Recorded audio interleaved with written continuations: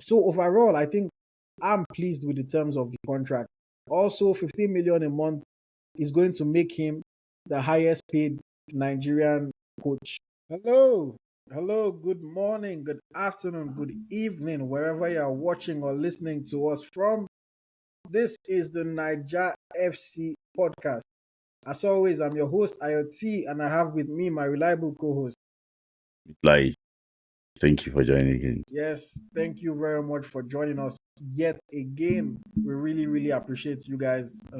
Whether you're on Facebook, you're on Instagram, YouTube, Apple Podcast, Spotify, wherever you are, we really, really appreciate you for tuning in yet again.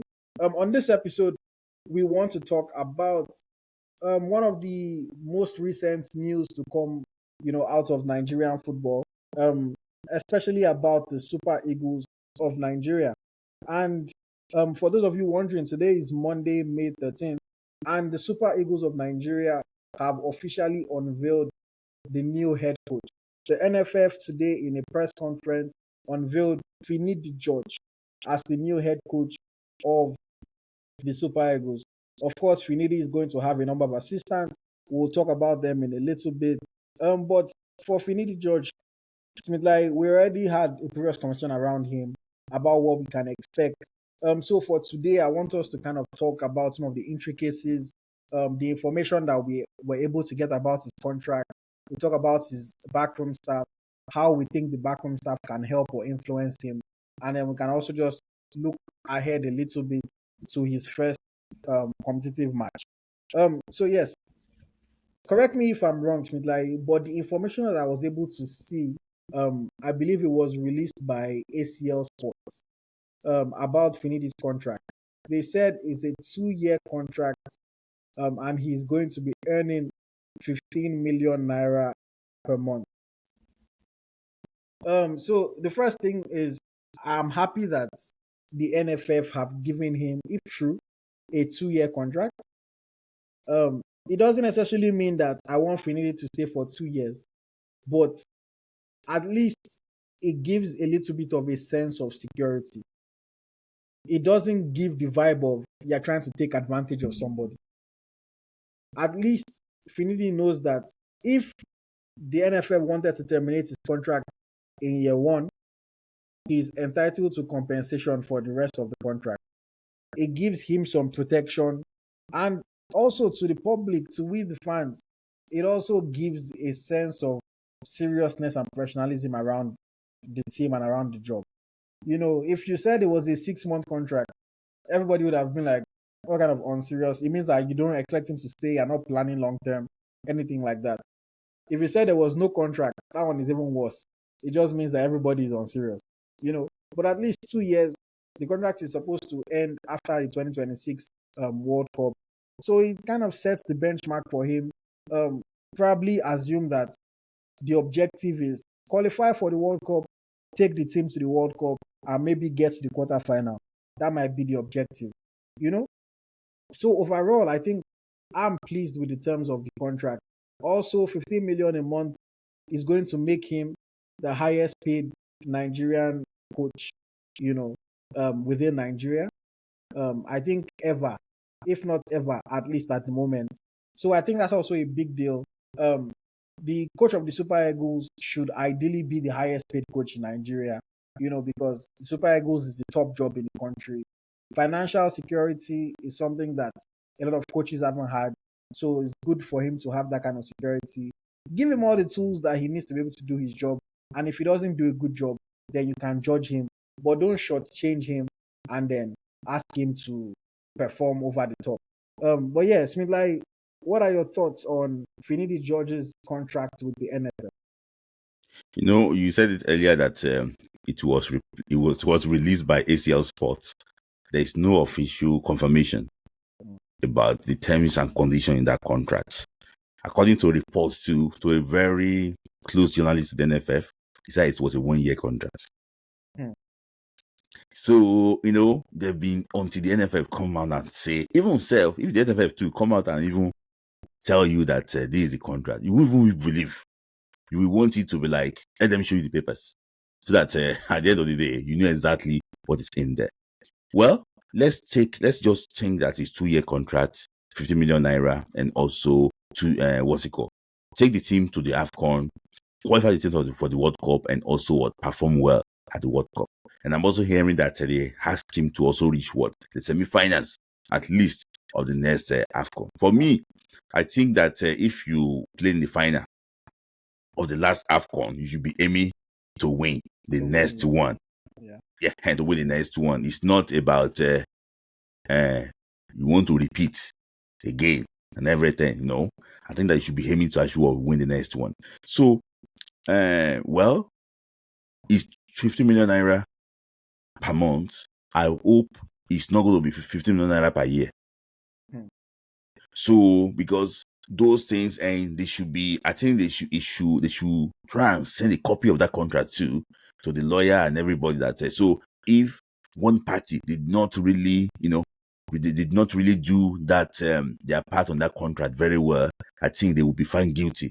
And if Finidi George too, if they didn't pay him that money, he should be able to go to FIFA and collect his money. So, but I wish him the very best of luck.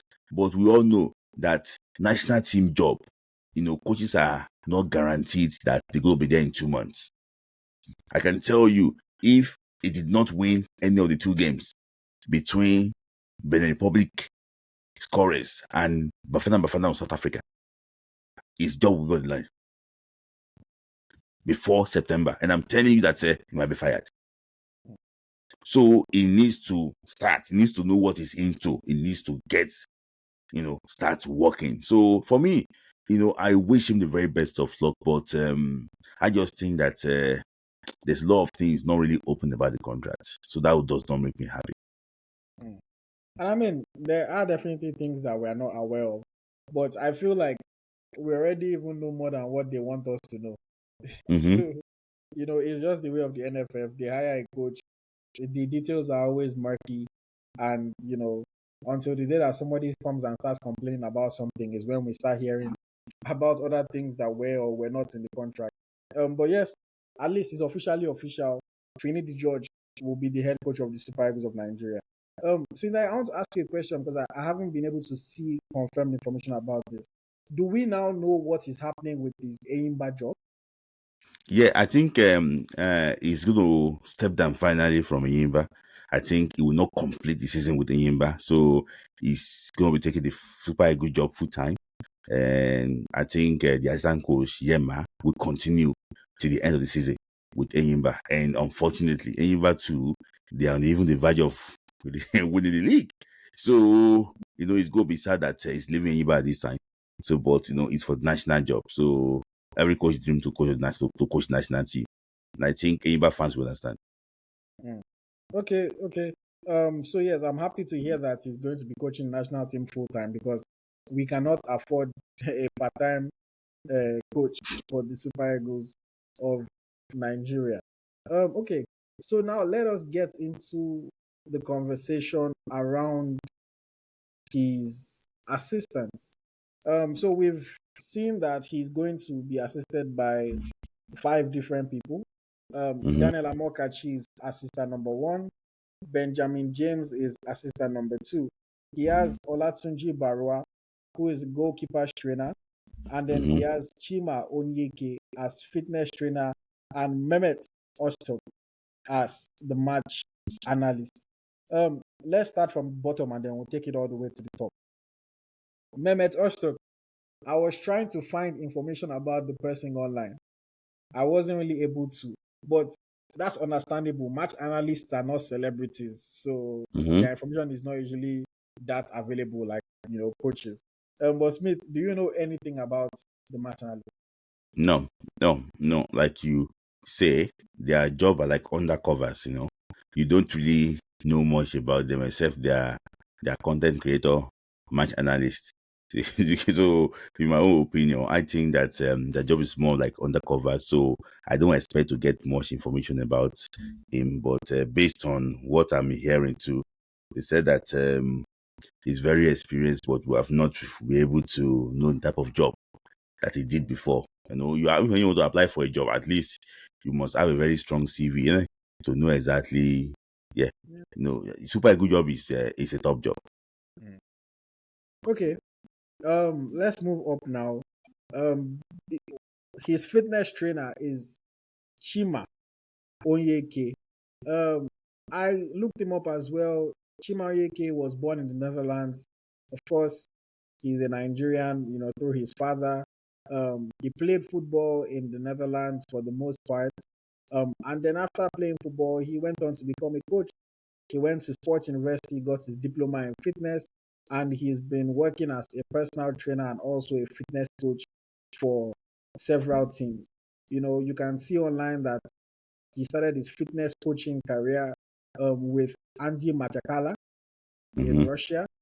And then he went on to become the fitness coach for PAOK, the Greek club PAOK. I think it was there from 2012 until 2014. Then he went on to become fitness athletic coach for VfB Stuttgart in Mm-hmm. Germany from 2014 November until 2016 June. And then he took a little bit of time off and then became the conditioning coach for Willem II in the Dutch league. And he was there from July 2018 until June of 2022. I wasn't able to find any information later than that. So Mm-hmm. I think the thing that immediately jumps at us is, first of all, thank God they're hiring a fitness coach. Second of all, thank God they're hiring a fitness coach that looks like he has a little bit of a track record. You Mm-hmm. know, again, fitness coaches are not the biggest celebrities in the world, but at least we're able to go online and we're able to see where he has worked in the past. Mm-hmm. Working for Angie, and he worked for Angie in their money years, 2011 Mm-hmm. to 2013. So you want Yes. to believe that he must have been good at his job. Working for PAOK in Greece, working for Stuttgart in Germany. You know, he must be good enough at his job, and hopefully he's able to offer his expertise and actually be a positive influence to the Super Eagles. What are your thoughts on the appointment of Chima Onyeke as a fitness coach? It's like you said earlier too. He has a track record. Track record. I saw him. The picture with Rudiger. I think with Rudiger, the Real Madrid defender. That was a long time ago. When Rudiger was in Germany also. So like at least he worked with PAOK before. PAOK is not a small club in Greece. He worked with Angie when Angie was Angie. So he worked with those type of big names. So I don't think that will ever be a problem for him. He also worked in the German Bundesliga and also the Dutch league. So for me, I think his experience. I think his profile fits national team as a fitness coach. I would have preferred a similar profile. Okay, well, when we get there, I will make my opinion. No, you can go on. Go on. So I would have preferred him to actually to prefer a similar profile coach to be maybe someone like the first assistant or so that is very experienced with national with instead of someone that have been doing farming for the better part of for a few years now. So in my opinion, what's it called? I'm happy with his CV, and I think that they should also allow him to do his work when it comes to Nigeria. Okay. Very well said.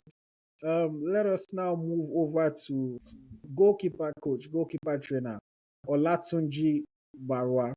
Olatunji Barwa, of course, has been the goalkeeper trainer of the Super Eagles for a little time now. I think he joined the team ahead of their AFCON qualifier against Guinea-Bissau. And then, of course, was part of the team that went to the AFCON, played, or rather, coached, quote unquote, alongside Finidi George when Finidi George was working as Jose Pesero's assistant. He has also coached, as goalkeeper trainer for Nigerian youth teams. So, Smilai, what are your thoughts on Olatunji Barwa? Are you happy with his appointment? Do you have any more information about him? Yeah, he got the job when they asked Keshurum to go and rest. Because it was in Keshurum that was appointed. Yeah. But that is one thing that about coaches then. When they don't have any contracts, because suddenly we just realized that Ikechukwu is not there. At the same time that Ikechukwu lost his job, I think they also asked George Finidi to go. If you remember, until he won the league, that's when they asked him to come back. If you remember the story then. So for the NFF to ask them to go that particular time is because they don't have contracts. And I don't think there was any official contract too with Abidin Barua Olatunde, because it came from under 20. When it came from under 20, they just asked him to coach the Super Eagles, the goalkeeper, this thing. But I have to be honest with you, under him, alongside with Jose Pasero's goalkeeper coach, they brought out the best out of Stanley Wabali during the AFCON. So that is a plus. So I would have loved him to work with someone too, that is well exposed, that for him to be the judge between those goalkeepers. I would have loved for him to work with maybe a well experienced, someone like very experienced that have been with national team for a long time, than for him to be the only one that will make judgments about who is going to be our goalkeeper on a match day. So in my opinion, I just think that it's not a bad choice, but I just think that he cannot handle it. He cannot handle it. It's too much for him. Interesting. I mean, but ultimately, we don't know how it works at the Super Eagles. Within with goalkeeper coaches is that they offer their advice, they offer their recommendation to the head coach. But at the end of the day, the head coach is the one who makes the decision. So the goalkeeper coach can say, Coach, I want you to start in Wabali. But the head coach can say, no, my goalkeeper is Uzoho, or my goalkeeper is Okoye, or Ojo, whatever the case may be. So he may or may not be the one making a decision. It depends on the kind of working relationship that he has with Finidi and what kind of arrangements that they put in place. But yeah, let's move on now to assistant 2. His name is Benjamin James. So Benjamin James is a former football player, played in the Nigerian Professional Football League, played for Plateau United, played for Stationery Stores, and then he moved abroad, had a couple teams in Italy and in Germany. Nothing extremely high level, but I believe he played in the Bundesliga or the Bundesliga 2 in Germany as well. Retired in 2003, and he started working as a youth coach for Hoffenheim in Germany since 2005. And if I am not mistaken, that's the job that he's been doing until today. So he has a long time coaching at youth level in Germany. Of course, since 2005, that's nearly 20 years of service for Hoffenheim. But, still relatively inexperienced when it comes to coaching at a level like the Super Eagles, But Smith Layi, what are your thoughts on Benjamin James' appointment? What do you think Nigerian fans can expect to see from him? For me, I don't think he's qualified to be a national team coach.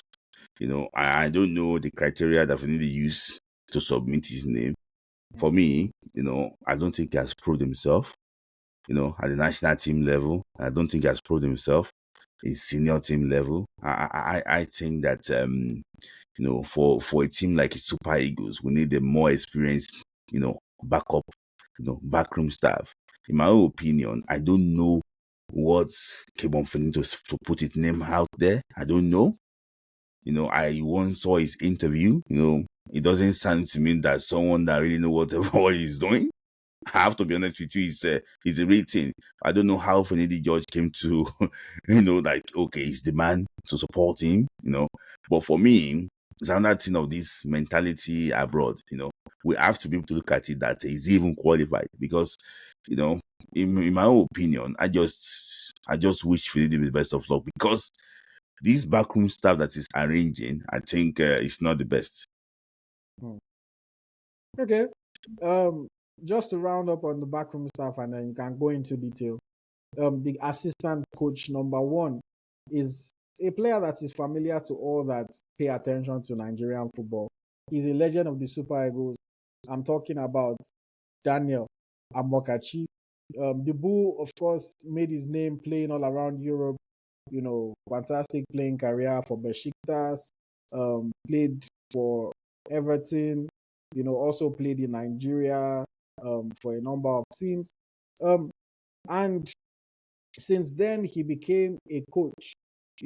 As far as his coaching resume, he was the coach of Nasarawa United, an assistant coach for the Super Eagles on several occasions. He's coached Enyimba, he's coached Ifeanyi, and I believe his last head coach job was JS Hercules. Um, before he eventually, I think, ventured into other things.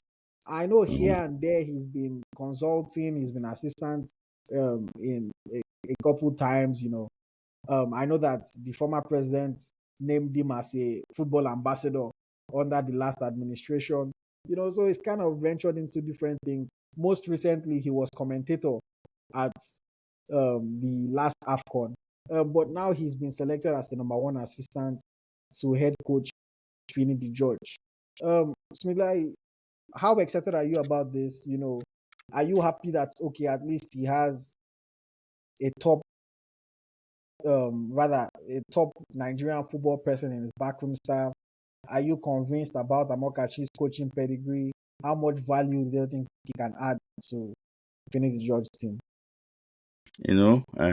He assisted the late coach Stephen Keshi during the triumph in 2013, and that was 11 years ago now. Yeah. But that time too, it was Keshi's late coach Stephen Keshi's assistant from Togo. That was his right hand man. Keshi was just there, but that was 10 years ago. So I think just like Amuneke, it's not been working. Mm. He's been to farming. He's doing farming. It's not been working. Like, that's why I don't understand the rationale between with this appointment. I don't understand what they were thinking about this appointment. I don't know. It's not been working. Like when Eguavuntu was appointed, it's not been working. It has never worked before. The reason why we're talking about Finidi George is because it was assistance to Pesero. He also coached Enyimba to win the title. At least we can accept that. But others, they've not been working. For example, now, this Benjamin James, when last did he coach? When last was he? Is he? What is his CV? What's his CV? When last was he on the touchline? Is he assistant youth coach or is the main youth coach? When Offenham changed their manager, did they consider him? We have to look at all these things too, because sometimes too they cannot just allow Finidi George to come and submit anybody's name anyhow. This is national team job. It's not. It's not for one person. We have to scrutinize who is going to be in charge of the national team. It's not say they bring my person. You have to look at them. You have to interview them. What can they add to this team? For me, look at. I just saw his backroom stuff. And it's like he just want to go and. For me, I don't see him lasting in the job. I hope I'm not. I'm right. I hope I'm not right. I'll give my thoughts on Amokachi quickly. I think I'm a little bit underwhelmed because Amokachi is a name that is familiar to us. So maybe they feel like a lot of people would be happy to see a Nigerian football legend in that space. But like you said, and I've said this before, I am so tired. I am honestly so tired of these Nigerian coaches sitting at home, essentially doing no coaching and just waiting for the day that a Super Eagles opportunity comes up. And then they will say that they are the right one for the job. And if they don't get the job, it becomes a thing about how the NFF doesn't prioritize local coaches. They're always looking for a white man, a foreigner, blah, blah, and other conversations that people have around it. You have to stay active. You have to keep improving yourself. Only God knows how much insight and how much impact Amokachi will be able to have. Because the last time he coached, they were probably not using Y Scouts. Mm-hmm. All the data analytics that have come into it now. Does he know how to coach using the data?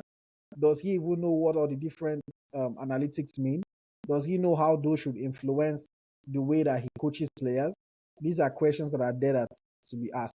If he's just there to be assistant, quote unquote, in the sense of Finidi say, oh yeah, arrange cone there for them to run. You arrange cone. Finidi say, oh, what do you think about this? You answer. Then they might as well call some 18-year-old coach and allow the coach to be gaining experience if that is what the job is. But you would assume that the second, the number two at the Super Eagles coaching level, you would assume that that is somebody that has a lot of insight and a lot of knowledge about what is going on. When Jose Peseiro was the coach and Finidi was assistant, one, it makes sense because Finidi was actively coaching Enyimba, and then was assistant to Jose Peseiro. But then now, when you bring Finidi as the coach and his assistant is someone that has not coached any team since 2017, and the rest of the backroom staff are people that it's also hard to see what they are doing at a high enough level to qualify them for the Super Eagles job. It doesn't bid well. I really hope that the team does well. I hope that the coaches do well. I hope that the players do well. But the backroom staff, the whole selection around it, it doesn't give us anything to be excited about. And I would also add, Bismillah, and you were talking about this in bits earlier. We saw that the assistant coaches don't have any contract to the NFL. Mm-hmm. They are only on a match by match bonus, basis. You go for one match, they pay you $1,000 for bonus. You go for another match, they pay you 200,000 naira for bonus. When this is how the assistant coaches are engaged, do you think it is even possible for them to do their best? In fact, we're talking about human resource management. I don't know the definition of that human resource management in Nigeria. I don't know how I don't know the type of work they employ people to do in Nigeria. So, there's no contract, and you actually would expect them to also to be committed. For example, now the guy that is from PAOK and Angie, you will hear the news. He will just come one match. He will not come because maybe they have paid his flight ticket, and some people have already hidden the money somewhere. They ask him to come. They will reimburse him. I think we need to do something in the right way. I was saying this thing before that we cannot continue to do things like this in the wrong way, and we expect things to actually change. For me, you said this thing during the last regime. One coach they were playing. They gave him job from the NFF. His team was playing. He was in the stands because there's no contract now. No, doesn't concern him. Even the ones in the touchline too, they don't get contract. There's nothing. They don't pay them. So what is now the employment for? Even that's what I don't understand. Like, I've never seen organization that is not well. This is like Man U. Apologies, I'm using that one because I saw too. Man U is another big example of an organization that is not well run at all. So I don't understand. It's like the guys on top there, they don't really understand the brand they have. They are just treating national team anyhow. I just hope that Finidi George, performs well. But for me, the whole thing, from Offenham assistant coach youth team to Super Eagles, to Super Eagles, even self to Super Eagles of Nigeria, from managing 16 years old to managing Victor Osimhen. You might as well have given the job to Coach Obi. Yes, now. No. This is a really, really sad story. Finidi George, I'm sorry, he got all this wrong. Okay. What can we say? Those of you that are watching, those of you that are listening, please let us know your thoughts. Are you happy with the selection of Finidi George's assistant coaches and the backroom staff? Is there anything that you think could have been done differently? And Smith Layi, just to round off, So now that we know the coach, we know the terms of the coach, we know the assistants, looking forward to his first competitive match, which we will still do a detailed episode about. But looking forward to the World Cup qualifiers coming up against South Africa and Benin Republic. On a scale of 1 to 10, how optimistic, how much faith do you have that the Super Eagles will be able to get 6 points out of 6? If we're gonna get 6 points out of 6, it's gonna be we're gonna wumble and we're gonna fumble to get it. It's gonna be the sole determination of the players that will take us there. I can tell you. For me, I'm not really optimistic about it. If I'm this African coach now, I'll be licking my lips now with what is happening in Nigeria, and I'll be looking for ways to actually explore and and make sure that actually punish the Eagles. For me, I'm not optimistic at all. And I will say, for me, I would probably look at it and say 7 out of 10.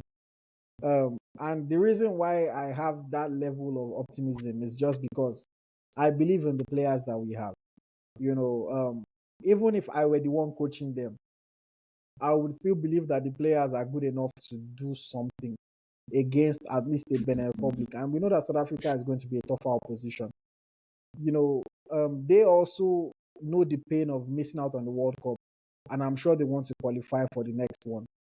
So I want to be optimistic and believe that they will give every single thing. We have to wait and see how it all turns out.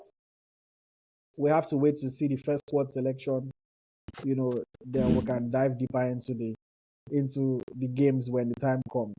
But for now, we are going to wish Coach Finidi George and his team the very, very best of luck as they prepare between now and in less than a month's time when we are going to be taking on these fixtures. Smith Layi, any final word from you? Final thing to add before we end this one? No, I just no matter how it is, we have put the so-called best legs forward. That is what they said. We have to support the national team, but like AyoT said, there's still gonna be more episodes when the list come out. Sometimes this week or so. We said this week list will come out. We'll come and discuss the list. We'll also do some previews towards the game between Nigeria and South Africa. So a lot of things to come from Naija FC Podcast under Ego Striker. So just stay tuned. We'll break the game. We will get your adrenaline level very high before the game. Yeah. Okay, so there you have it, guys. Thank you very much for listening. Thank you for watching. Make sure you leave a comment, and we'll respond to you. Let us know anything you want us to discuss on the next episode. Any questions you have, please engage with us. Make sure you share it with your friends, your family, your group chats, your forums, wherever you discuss Nigerian football or football in general. I'm sure they would love to hear and enjoy the content as well. And then finally, make sure you are subscribed to the channel, whether it's on Facebook, it's on Apple Podcasts, Spotify, or anywhere else, YouTube. Please make sure you are subscribed so that you know when the next episode is out and you never miss out on any of them. It's been a pleasure. My name is AyoT. My co-host is Smith Layi. Thanks for joining once more. This is the Naija FC Podcast. Bye-bye, guys.